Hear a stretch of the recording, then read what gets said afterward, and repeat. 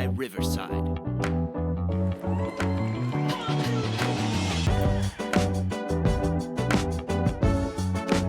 Hello, and welcome into TheSadFan, where we talk about the good, the bad, and everything that made you sad. And we've got a pretty big story that's going to make a lot of Japanese Major League Baseball fans sad. Or maybe not. Maybe not. You're of a differing opinion than myself here, Wes. You are rainbows and roses. All coaches are great coaches. No one ever commits a crime. Let Pete Rose into the Hall of Fame guy. So in this scenario, I am of the mind that his interpreter is allegedly, saying allegedly very carefully here, covering for Shohei, because I don't know of many interpreters that have $4.5 million to lose. But you think something different, and for me, this could be the next Pete Rose or the Black Sox scandal, because I mean, I think in my opinion, from what I have read, it looks like he was using his translator as either a proxy or to cover for him. So, I mean, the way I see it, there's three kind of scenarios here. The first one is, what's his name? Izuhara or something? The translator? Either he was using his access to Shohei to illegally transfer funds to cover his gambling debts. That's scenario one. And that results in a big federal felony. That's I mean, with the amount of money, that's like decades in prison type of thing. Yeah. Scenario two is Shohei might have known, and then he covered his friend's gambling debts. So he knowingly covered his friend's gambling debts, like out of the goodness of his heart, which I could see that too, because they've been together for a long time. So his friend got in some gambling, and he's like, dude, don't worry about it. I'm making hundreds of millions of dollars. I'll cover you. $4.5 million, Wes, though? $4.5 million? Like, out of hundreds of millions? No. I'm talking about the interpreter. That's well past the problem. I know, but he's with Shohei. Like, he might be used to living large. I don't know. I mean, and it is. Like, people have gambling problems. And then the third is, like, what you're suggesting, I think, is that it's Shohei's gambling, and then for whatever reason, his interpreter is taking the fall, which I don't know. Like, I guess I could see it, but at the same time, it's like gambling's not illegal unless he's gambling on baseball. Well, if he's gambling on basketball and football, there's nothing wrong with that. He's more than allowed to gamble on other sports. It's not against MLB rules. So with Shohei, I think that there's a legit issue here because, like you said, there could be a federal offense that's going on. And if he is, in fact, using this person as a proxy and he's the one committing it and it comes out, like, this is a real story because he's the best player in baseball. He is very clearly the best player in baseball. He connects two countries when it comes to the sport of baseball. And now his translator is like, yo, I'll fall on the sword. And Shohei's like, yeah, I give him millions of dollars all the time. Like, whatever, it doesn't matter. It's like, no, stop, hold on. Like, let's stop taking this away from what it is. You don't just give your friends $4 million, $4.5, almost $5 million to cover their gambling debts plus pay them. Well, I think he's an employee of the Dodgers at this point, if I'm not mistaken, the interpreter. Yeah. But no, I don't see a world where these two aren't connected. Well, he was an employee of the Dodgers. Yeah, they fired him. Which is telling. Like, do you think that's just trying to cover something up before it gets going, like before it gets moving? Let's just nip this in the bud right now. Again, like, it's hard to tell. I mean, I personally think it's option 2. I think his interpreter has a gambling problem, and Shohei was covering his gambling debts, and I don't know. Man, you are really just you're gonna peter out on that, huh? Like, I think they're really good friends, and you think he's just, it's for you and I. It's like a $5 debt. He's just giving him $5. I mean, yeah, it's like me lending you $20 for a bracket pool that you're gonna pay me back. We'll get to that at the end of the show. We will get to the March Madness at the end of the show. But this is not the only. I don't think Shohei was gambling on baseball. I think it will all come out. I do. I think there's enough people out there still doing good reporting for this to come out. I Well, think and that, it's under federal investigation, so well, I mean, like, I trust them. But the the Los Angeles Times is investigating it. I think at the end of the day this all gets swept under the rug. Yes, I do, because it's Major League Baseball. It's $1 billion business at this point. That he is the most marketable star both in this country and abroad. Like, yeah, I think this all gets swept under the rug. Do I think he didn't do anything absolutely wrong and he's a little angel? No. No, I don't. I don't think that. And I don't think Kim Mulkey's an angel either. And Kim Mulkey is in the news, and she has hired a law firm for defamation. Wes, so what do we you don't think even about know what the article says, though. We don't. We just know that apparently there's a hit piece coming out against Kim Mulkey by the Washington Post, and we don't have any idea what's in it or when it's gonna come out. But apparently, she's like already trying to get ahead of it, and this little Karen is doing Karen stuff. So I mean, like, I do want to read this article. Like, this is one of the first articles in a long time, not super long, but a long time where I'm like, please release this article. Like, you vetted all your resources. If you've done your job legit and you know you've got her dead to rights, get it edited and get it put out, because I need to see this. I need to see, because our co-host, Chelsea, who is on hiatus, she talked about Kim Mulkey and the scandals involving Brittany Griner. And she went well into it and all the things that came along with it, like her not allowing Brittany Griner to come out as gay while at Baylor, her shielding Brittany Griner, or pardon me, using Brittany Griner as a shield for a lot of things that were coming up in her personal life. And now she's got some allegiances that I think are going to come out that she may not want the world to know about. I mean, it must be big. I mean, because she's creating more like attention to it by what she's doing. I mean, yeah. So like, more people are going to read it. There's going to be more focus on it when it eventually does come out than if she had just said nothing. I've never seen an innocent person defend themselves this vigorously. Like before anything's happened, before anything's been said. Like, Yeah. You have clearly read it. They clearly tried to vet it with you. You read it and you found something in it objectionable that is, by what I'm seeing, probably true. And that's why you're like, no, fake news. Oh, just doing the rhetoric of your people, right? Blending in with your tribe. Oh, no, it makes me look bad. It must be fake. No, you probably did it. If you're hiring this law firm, you probably did it. And you're probably going to jail. No, probably not going to jail. That might have been. I mean, we don't even know what it is. Like, Yeah. Is it something illegal or is it just something where she's just a general piece of shit human being?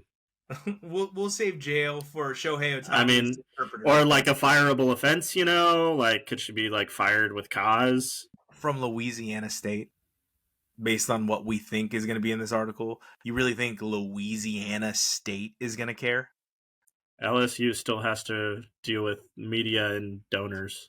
She just won them a national championship last year. She's got a rock star team this year. I think the biggest thing is, though, But if it turns out she was abusing players, they have no choice but to fire her. I mean, let's see. I don't know if it'll be abusive. I mean, players. I don't know what it is, but I'm just saying if it was something to that extent, you know, then there's really no choice. Like, I mean, if it just, like, that's what I'm saying. Like, I don't think they're going to fire her unless it's, like, for cause. You know? Yeah. Like, if it turns out she was actually just, like, being a terrible human being to players. But I mean, it's still a possibility. What's the extent of that? Because I think Mangino at Kansas was fired for, what was he? Was it Mangino or was it old pirate Mike Leach that locked the player in the closet, in the athletics closet? Which one of them did that? Was that Mike Leach? That was Mike Leach, apparently. Okay. That was a load of crap. Mike Leach got screwed. Mike Leach got screwed. Rest in peace, bro. Remember, this is an opinion piece. But Mangino did something else. Like, I think he might have struck a player or something. Like, I don't know. There are levels to this stuff when it comes out, and I am interested to see what goes on or what happens with this case with Kim Mulkey, because she has done a good job coaching LSU. It's hard to deny it. She's got great players in Angel Reese and Haley Von Lith, but I mean, they won a national championship and they played the best player in the country, who we're going to talk about a little bit later in this episode, in Caitlin Clark, and they won. and they Right. won. And she's the biggest. Pardon me. Caitlin Clark is the biggest star in women's basketball, maybe in all of college basketball. Actually, I think Caitlin Clark might be the biggest star in all of college basketball. If I'm being completely honest with myself. I mean, I wouldn't disagree with that. So what's funny is we've got a helicopter parent that exists within college sports right now, and this helicopter parent is also a coach, and he goes by the name Prime Time, and he is coaching two of the best players in college football on one of the worst teams in college football. And we saw that last year. You couldn't even get 6 wins. Yeah, they are, because you got to make a bowl game. Everyone makes a bowl game now, Wes. Yes. Half of the teams make a bowl game, dummy. Fresno they were State right on the cup. So Fresno they're not one of the worst teams. One of the worst teams would be one of the teams that went 1-11. Okay, they are an average team. They went 5-7. They went 5-7. Oh, did they win a 5th game? I Yeah. stopped paying attention because of all the shenanigans and BS that was going on. Now they're just under average. Okay, I mean it's not saying much, but they're not one of the worst teams. I think Shedeur Sanders might end up being just under average in the NFL. But right now, Dion seems to think... I think Travis Hunter should go before Shedeur Sanders, to be very clear. Oh, yeah. I think Travis Hunter is a much better athlete. He can play multiple positions. We'll see how he runs. I don't know how fast Travis Hunter actually is yet. I need to see that for the positions that he plays at wide receiver or at cornerback. And it will just depend. If I was him, I'd probably go cornerback wide receiver, because that's where all the money's going to be. If he is in fact fast enough to play that position, great cornerback. Charles Woodson chose cornerback over wide receiver. But you watch the video of him saying that the players are going to choose where they go, and I think you tend to side with this.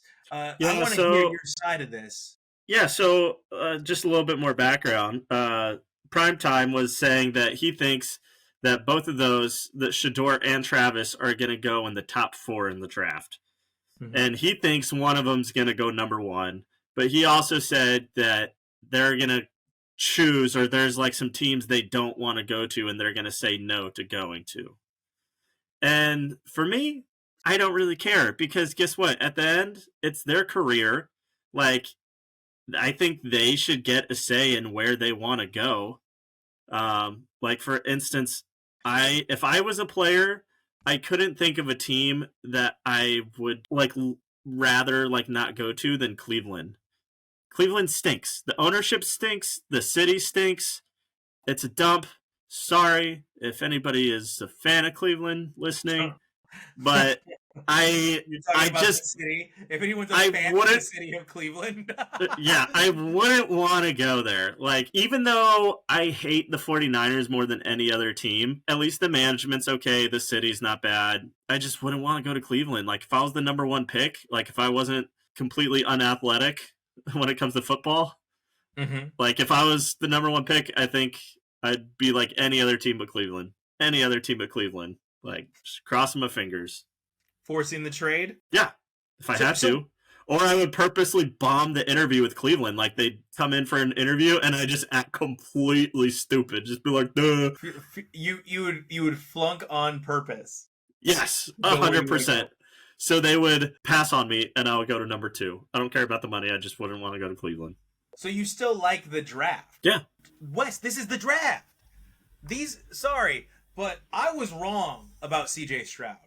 And I'm not admitting I'm wrong because he went to a great situation. He went to the Houston Texans, which is a garbage organization. They couldn't win with a great team, a great player on offense, a great player on defense, and J.J. Watt and Johnson. Okay? Andre Johnson, wide receiver. I'd rather go to Houston than Cleveland. At least it's warm there. At least that's not saying anything. We're talking about the teams here. Now let's look into what CJ Stroud was able to do in Houston. He changed my mind, and I'll admit it, like, I'm right. He's the only good Ohio State quarterback in ever.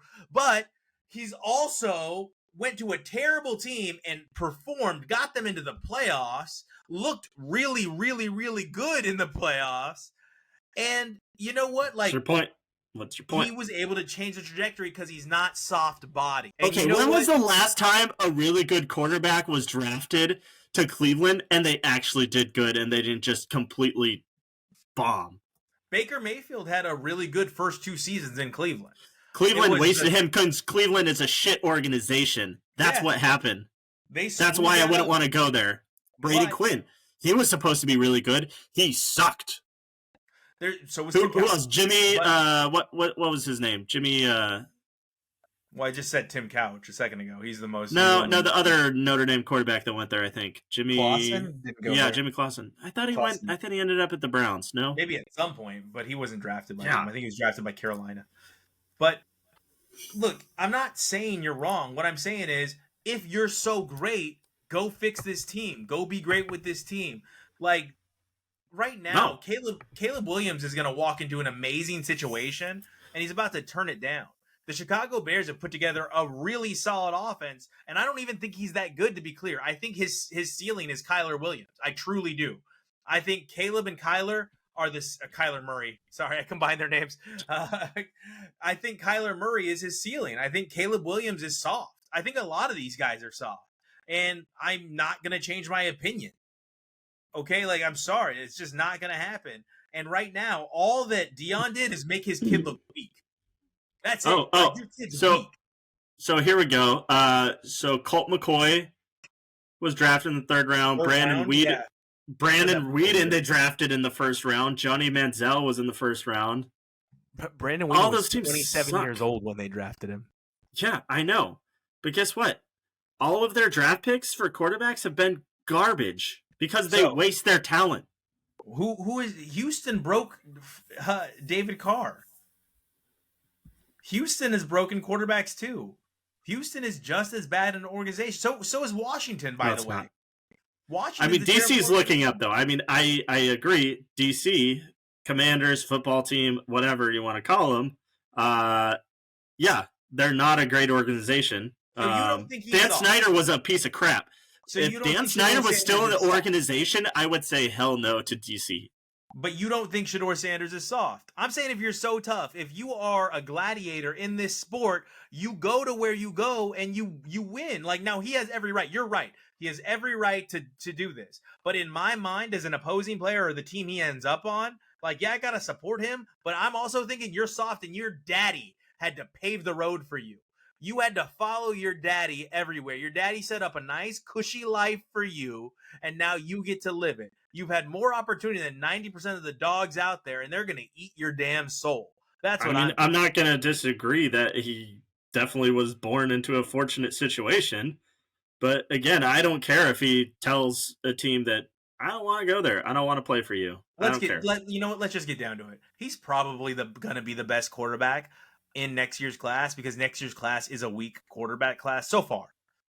Yeah. He probably will be. Like, he waited for the right time to strike, and he probably will be. And he's probably going to a team like, I would say, Arizona, maybe? Arizona, the real possibility. I think Minnesota, unless they move up in the draft this year to get a quarterback, is looking like a real possibility if Chicago doesn't get Caleb.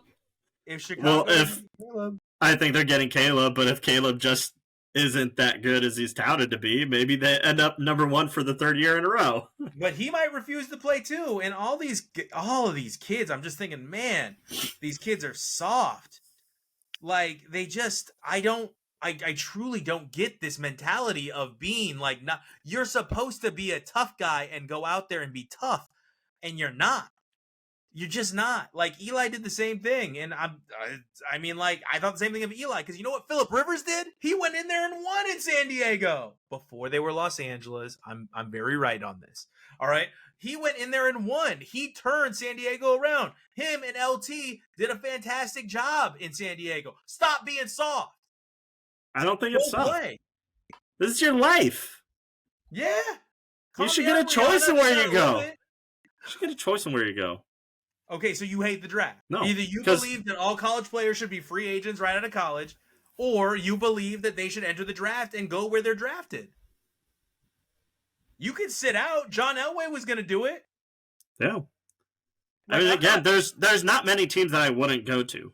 Again, I was drafted. Wes, I'm not saying, I think it's just Cleveland right now. I'm not saying in any way they shouldn't have this right. I'm not. I'm saying This is the situation you found yourself in. This is the Look, life you some chose. guys like Cleveland for whatever reason. I don't know. Must be nice to have your daddy be Deion Sanders and get to make this choice. You're just mad that Deion Sanders isn't your daddy. I think that's what's really going on here. I No. think you want Deion Sanders to be your daddy. this is one of I think you want to be Primetime Junior. I think this is soft, is what it is. I do. I think this is soft. Brandon Sanders. I'm not as talented as Shador, and I'll say it right now. Never was. Never had that. Well, maybe if Primetime was your daddy, it would have been better. Had better genetics. No, I do think he's soft, and I think we saw it several times this season. I think he collapses under pressure. I don't think he has a super strong arm. I said that multiple times last year. I think he's now you're going into a different thing. Before you were talking about does he have the right to disagree? But I think his dad knows he can't say. I think his skill is different. I think that's a whole different topic, and the jury's still out on that. I mean, I think this year is his prove it year. So Travis Hunter's better. I think we both agree on that. I agree with that. Yeah, absolutely. Travis Hunter was stellar. I mean, the dude was killing it on both sides of the ball. An athlete we haven't seen in forever since. So does Colorado make a bowl game then, Wes? Ooh. I really don't know. Well, so here's the thing, though. Ooh, froze. I think they do because the Big 12 is going to be a little softer than the Pac-12 was last year. But it's such a different. Next year is going to be such a different playing field because different conference. So throw all my predictions out the window. I don't think they're making. I don't think they're making a bowl game. I don't think they're making a bowl game. And there were so many coaching changes. Like Arizona changed their coach. Yeah. Like Oklahoma and Texas are no longer in the Big 12. So it's like I don't know what to think right now. Arch Manning is still backing up Quinn Ewers. Quinn Ewers came back to school this year. Yeah, I don't know. We go. You know what, Wes? That's the matchup I want to see. Colorado against Texas. Quinn Ewers against Shador Sanders, because Quinn Ewers might be the better quarterback next year in next year's draft. That's the matchup I want to see. There we go. I found one. It took me a minute, but I found the quarterback I want to see. And then you guys got Dylan. Dylan's good. Dylan Gabriel. There's just so many things that changed last year. So many coaching changes. So many conference changes. I honestly don't know. How are we going to do? If it was just a one-off game, non-conference game against Ohio State, I'd be like, yeah, we got a pretty good chance. But after playing Ohio State midway through the season in our conference, after playing Michigan and stuff, everything's up for grabs. I don't know. I think we're going to be the second best team in the Big Ten, but Wes, you didn't provide enough context. I don't know. You totally switched on me. You went right into what Oregon's going to be doing. We all know Oregon's in the Big Ten. That doesn't need. I wasn't ready for you to start talking about where I was still talking about Colorado, and I didn't realize you had spun off into. I mentioned Dylan Gabriel, and you're like, "There's my end to talk about Oregon football." Now I'm going to talk about Oregon football. I'm just saying, I was playing catch up. I have no faith in any of my my thoughts or predictions for next year in football. Right. Well, you know what? Let's leave this alone because you're right. We will not know till next year. But until next year, I will call them soft-bodied. How do you feel about your predictions for Mark? Well, I had Oregon going to the Sweet 16. Unfortunately, they lost an absolute war with Creighton. Yeah. Our Dana Altman's old team.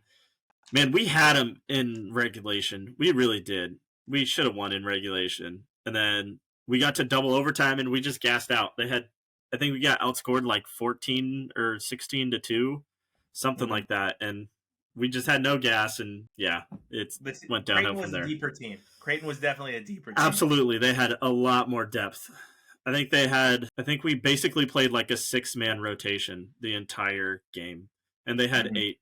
They had an 8-man rotation. And it killed us.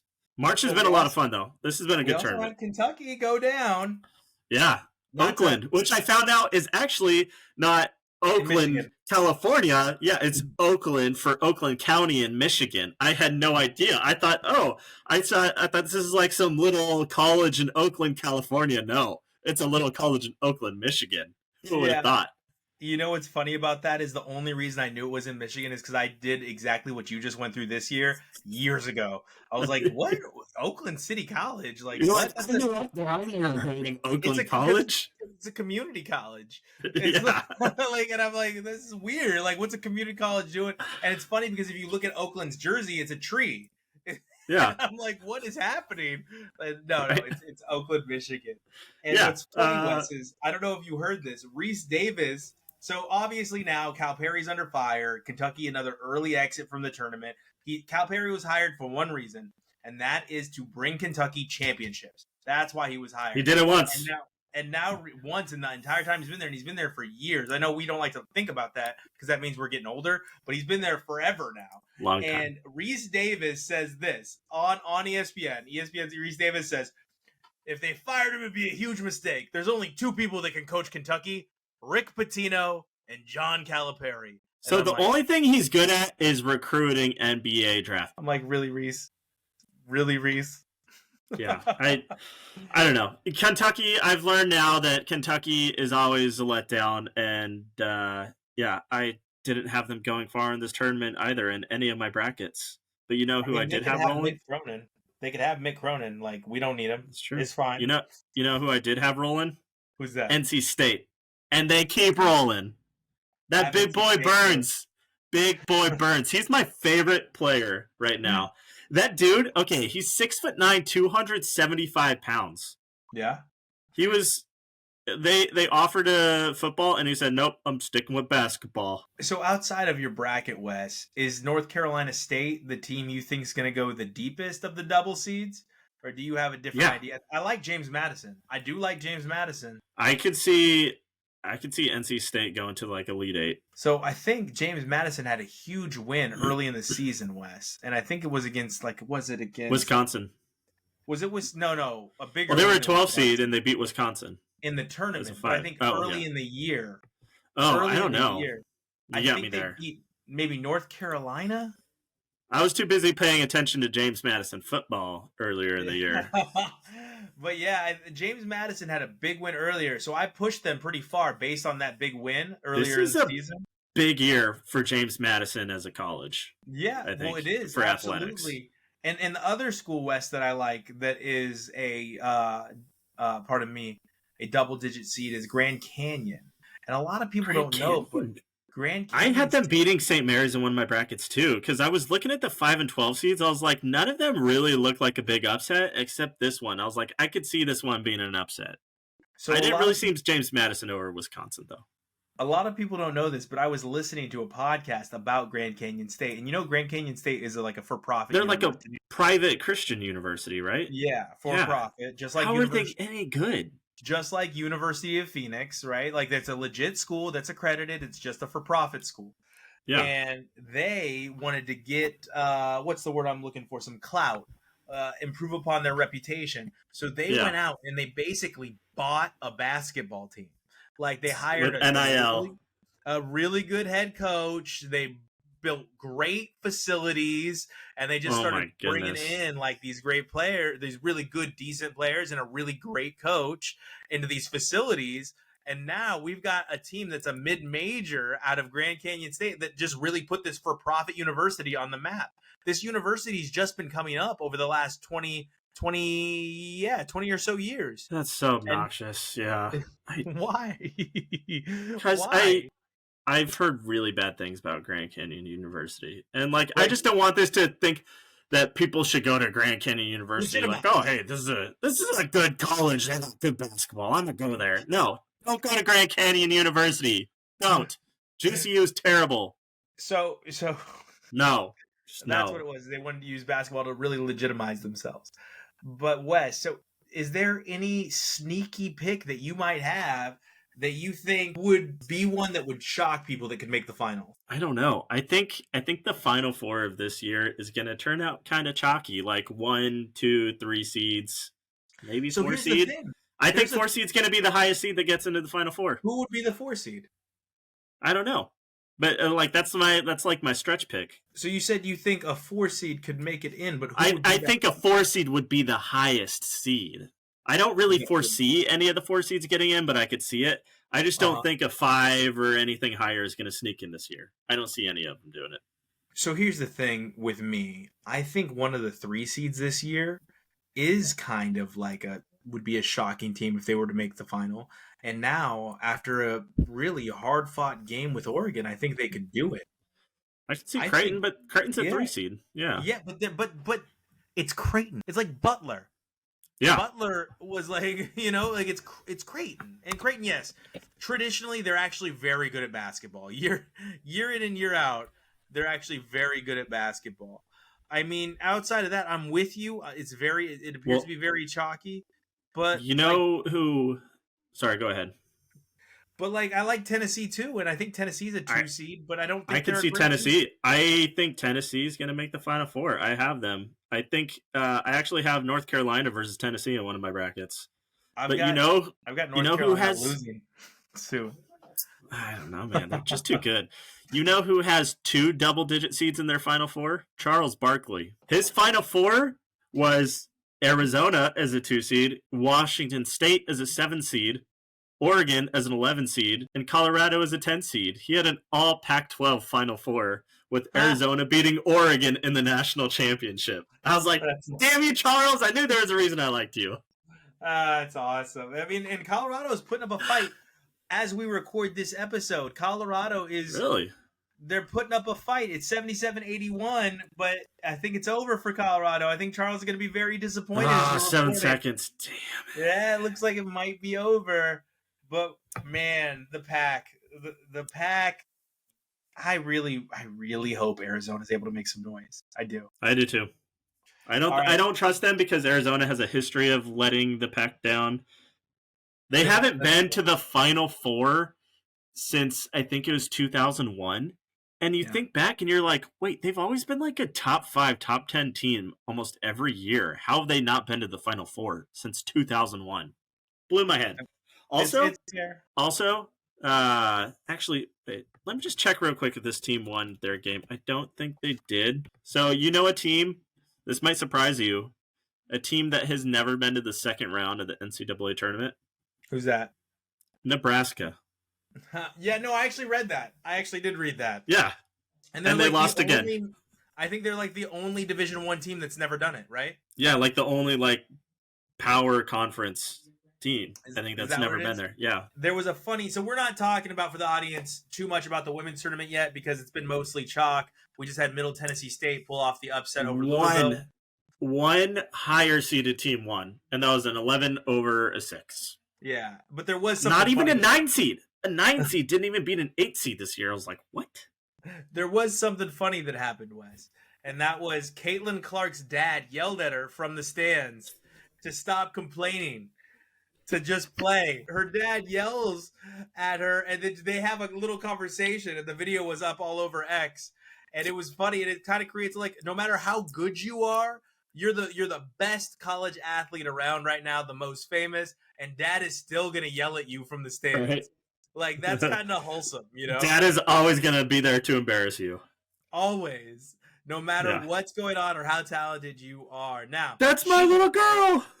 This irritated me with this game, and as we close out the show, did you see the clip yet? I'd like you to look up the clip of Caitlin Clark getting caught by Holy Cross.